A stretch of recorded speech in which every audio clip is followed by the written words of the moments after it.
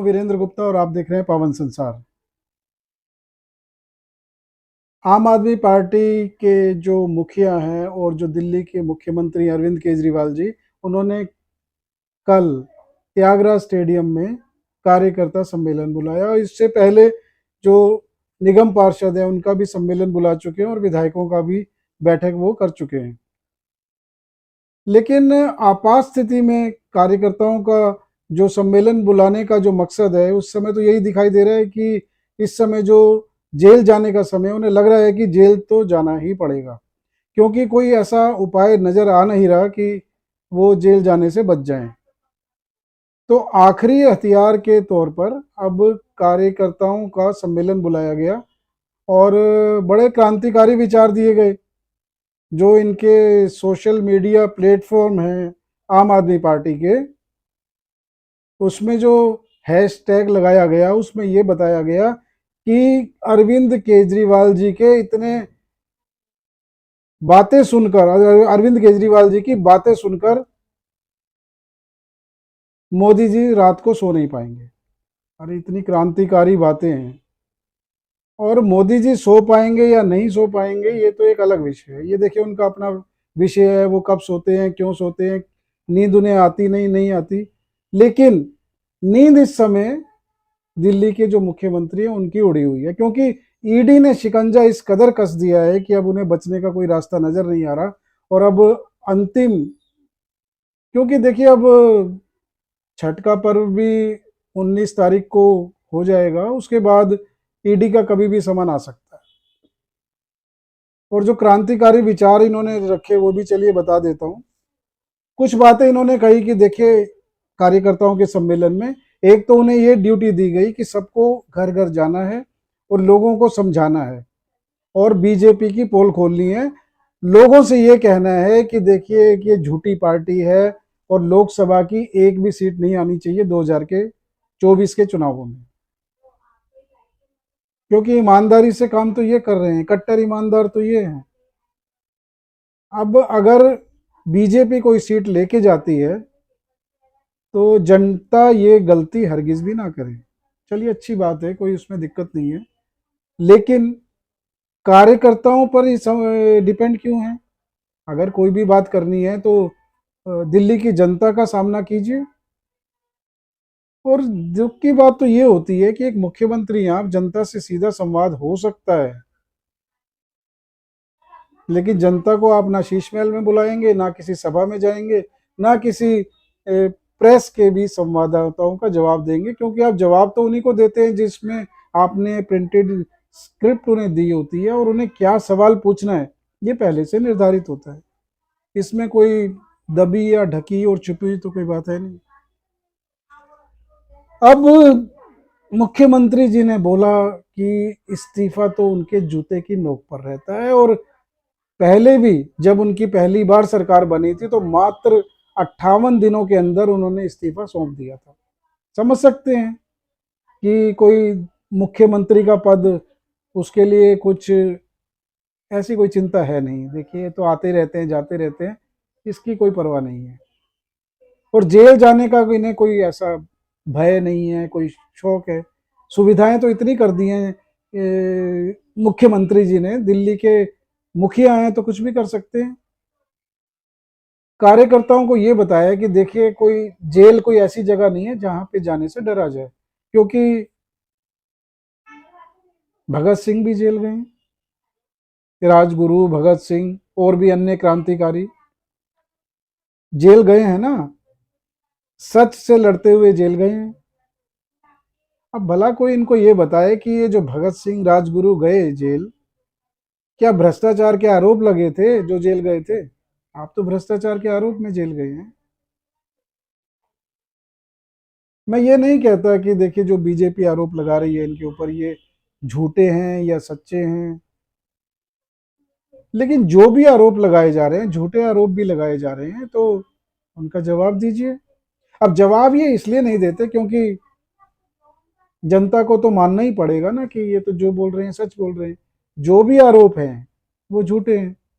ये अलग बात है कि जब कोर्ट कचहरी में जाते हैं तो कोई जवाब दे नहीं पाते, और जब ईडी और सीबीआई की पूछताछ होती है तो ये गजनी बन जाते हैं, सारी याददाश्त चली जाती है, भूल जाते हैं।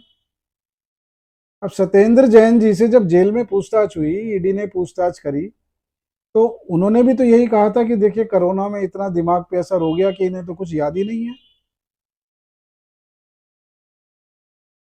तो ये कुछ बातें हैं जो दिल्ली की जनता को तो देखिए मोहरा बनाकर आप अपनी सिद्ध कर नहीं पाएंगे। और जैसा मैंने बताया ना कि जनता को मूर्ख समझना, जनता को स्वार्थी समझना, स्वार्थी तो है ना। देखिए अब हो सकता है कि दिल्ली के मुख्यमंत्री को लगता हो कि फ्री बिजली, फ्री पानी की सुविधाओं, उनका जो कर्ज उतारना है तो वो इसी तरह से उतारा जा सकता है कि अपने मुख्यमंत्री को बनाए रखिए, क्योंकि जिस दिन ये मुख्यमंत्री सीट पे नहीं रहेंगे तो फ्री बिजली पानी तो ये सब खत्म होने वाला है। बसों की राइड है महिलाओं के लिए। अब 58 दिन में ठीक है, आपने सरकार अपनी त्याग दी क्योंकि आपको इस्तीफे का कोई शौक नहीं था मुख्यमंत्री की कुर्सी पे बैठने का। लेकिन अगर आप लगे हाथों ये भी बता देते कि आपने 58 दिन में किस मुद्दे पर क्यों छोड़ी आपने कुर्सी, तब तो किसी ने कहा नहीं था ना कि आपको कुर्सी छोड़नी है, लेकिन आपने छोड़ दी। तो अब तो सारी दुनिया, ED, CBI, Modi ji, BJP, public भी सब ये कह रहे हैं कि आप दे दीजिए इस्तीफा, तो आप क्यों नहीं दे रहे हैं?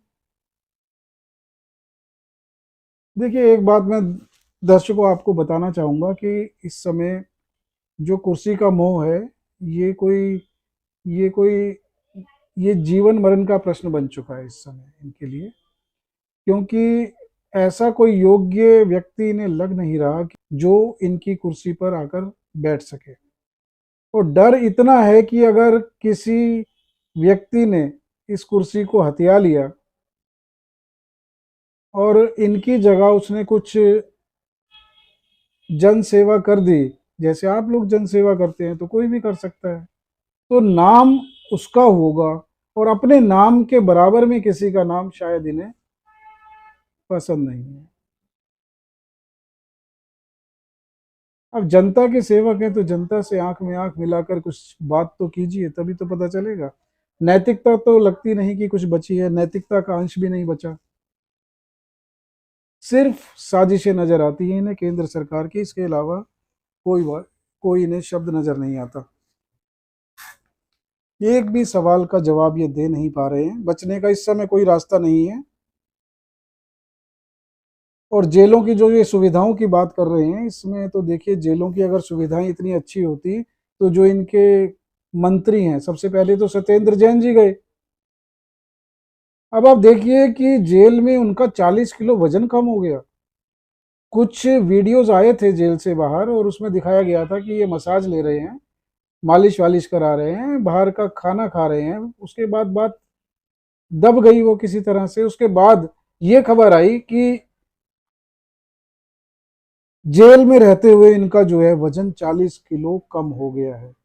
वजह वजह भी कुछ नहीं, कोई बीमारी की वजह से नहीं, क्योंकि ये जिस धर्म से ताल्लुक रखते हैं तो उसके हिसाब से ये फलाहार करते हैं, व्रत रखे हुए थे शायद इन्होंने, और उसकी वजह से कहा जा रहा था कि ये अन्न का कोई एक दाना भी नहीं ले रहे हैं और सिर्फ फल खाकर, निराहार रहकर अपना जीवन व्यतीत कर रहे हैं। और लगभग 1 महीने तक की खबर थी हमें कि 1 महीने तक इन्होंने कोई अन्न नहीं खाया।